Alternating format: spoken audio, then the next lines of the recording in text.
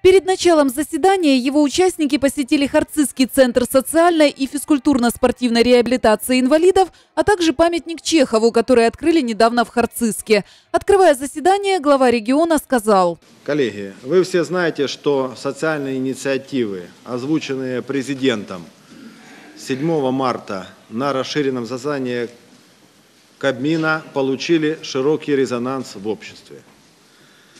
Пока мы выводили страну из крутого пике, исправляли сложную ситуацию, оставленную нам в наследство, люди устали ждать и стали терять доверие к органам власти.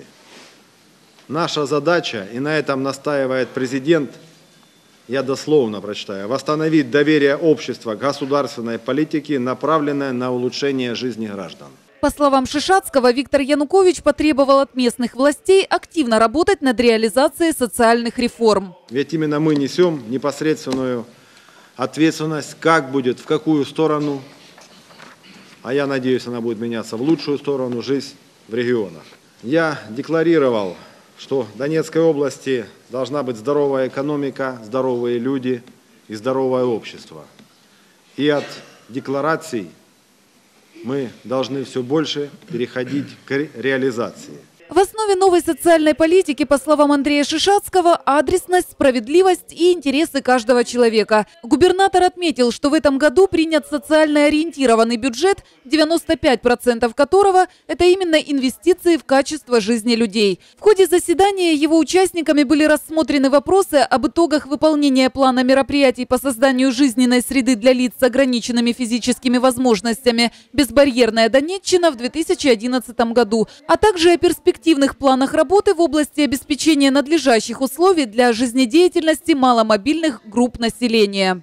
Я всех присутствующих мэров, городов, глав райадминистрации, райсоветов попрошу обратить внимание. Представьте, что вы или ваши близкие нуждаются в том, чтобы попасть в ЖД вокзал, в магазин, в аптеку. Ни один объект сейчас новый по закону не должен приниматься, если туда не могут попасть люди с ограниченными физическими возможностями. И это не просьба, это требование к власти. До конца марта при областной администрации в здании областного совета будет открыт центр «Відкрита влада». Это ускорит прохождение разрешительных процедур. Мы будем работать в интересах простых граждан, в интересах бизнеса, который создает рабочие места для этих граждан. Я сразу хочу сказать, что к чиновникам, которые относятся к нуждам людей безразлично, холодно, черство, будет такое же черствое отношение. На коллегии также был рассмотрен вопрос привлечения детей-сирот и детей, лишенных родительской опеки, к семейным формам воспитания. По словам Андрея Шишацкого, этот год станет серьезным экзаменом в социальном плане, как чиновники власти, и в том числе органов местного самоуправления, откликнулись на нужды людей. И оценки будет ставить народ.